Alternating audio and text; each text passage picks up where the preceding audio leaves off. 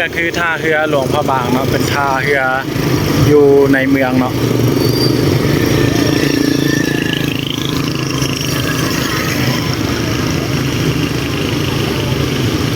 ที่ว่าเอารถขับมักมาอย่างฟากนี้เนาะ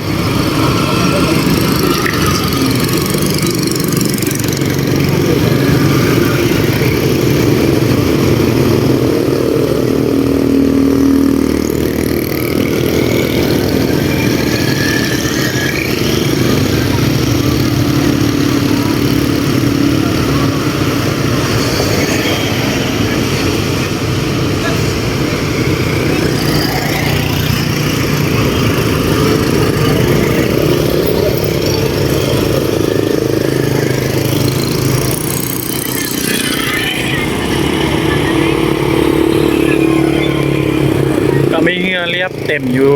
2 ฝากน้ำของไม่ว่าจะเป็นเบื้องข้างเมืองจอมเพชรเสียงแมนแล้วก็ทางเมืองหลวงพระบางเลยเนาะ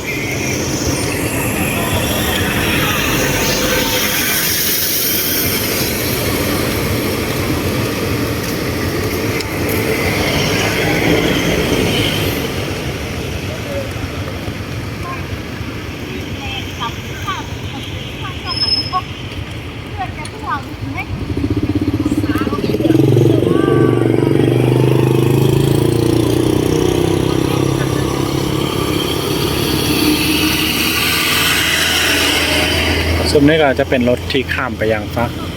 เมืองนั้นเนาะ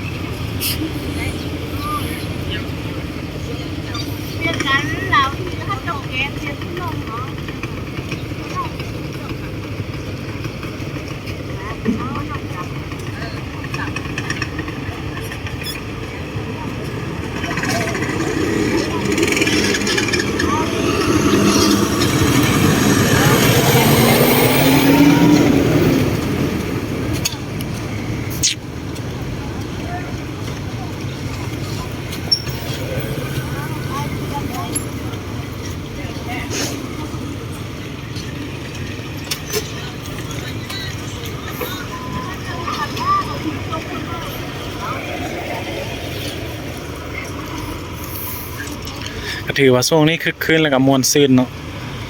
นักท่องเที่ยวก็หลายทรงเลยนะพี่น้องถือว่าเป็นวันธรรมดาบ่ได้แม่นวันที่พักราชการหรือว่าวันพักของหลายๆคนเนาะ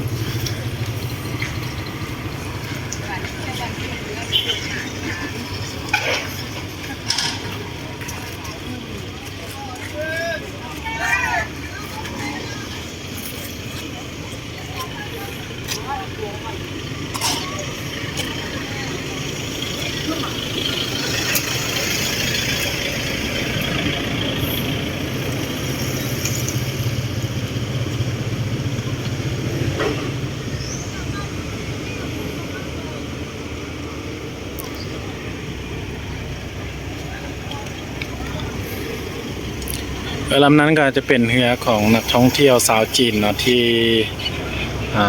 ขึ้นไปเที่ยวน่าจะไปเที่ยวแถวถ้ำติ้งเนาะ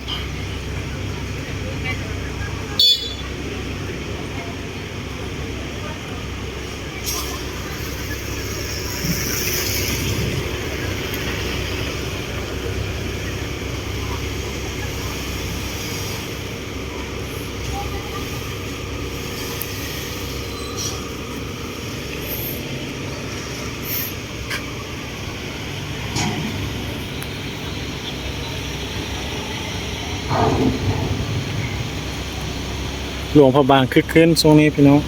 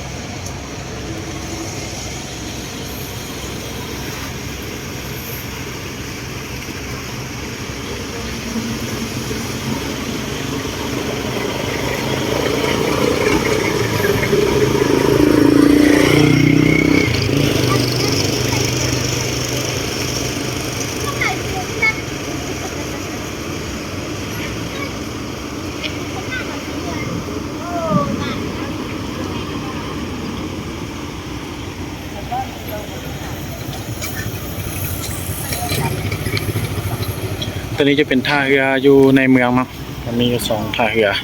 อีกท่าเรือนึงก็อยู่ทางบ้านดอนไม้เนาะอยู่ทางทางด้านเหนือพุ่นเนาะ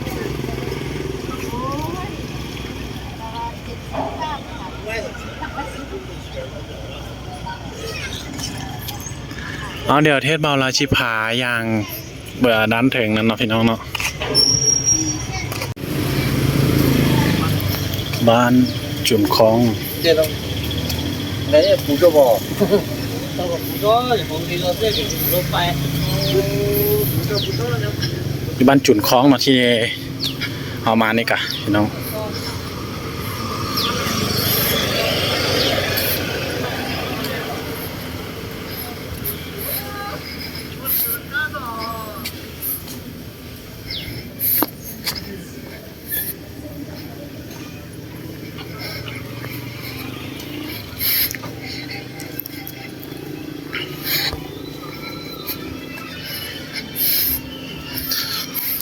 ส่วนใหญ่จะคึกคืนในช่วง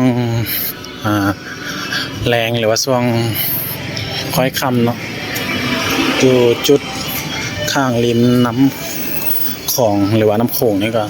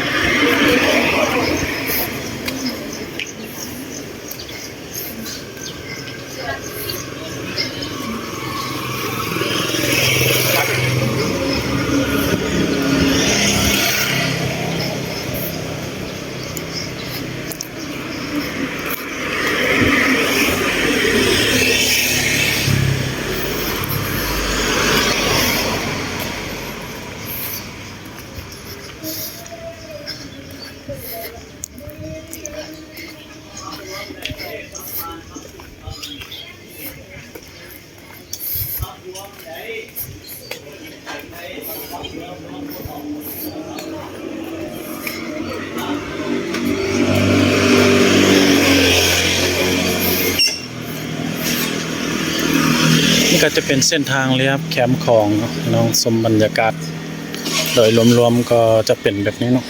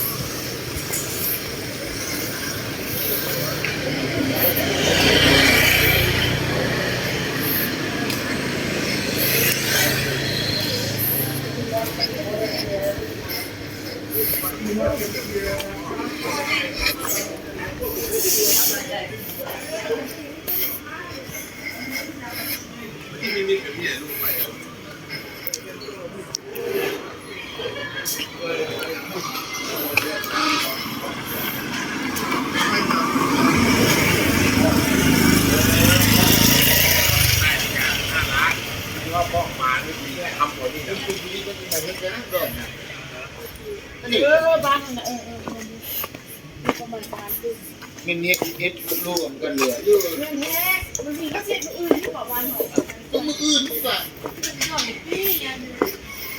เป็นยังเรื่องคนยังยัง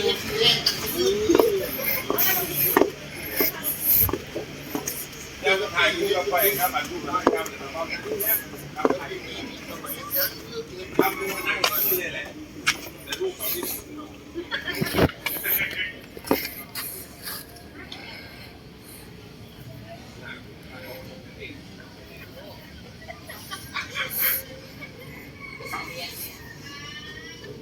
นี่ก็จะเป็นเรือแล่นแขกเนาะที่อยู่เบื้องหลวงพระบางเนาะที่มีหลายลำขนาดเนาะ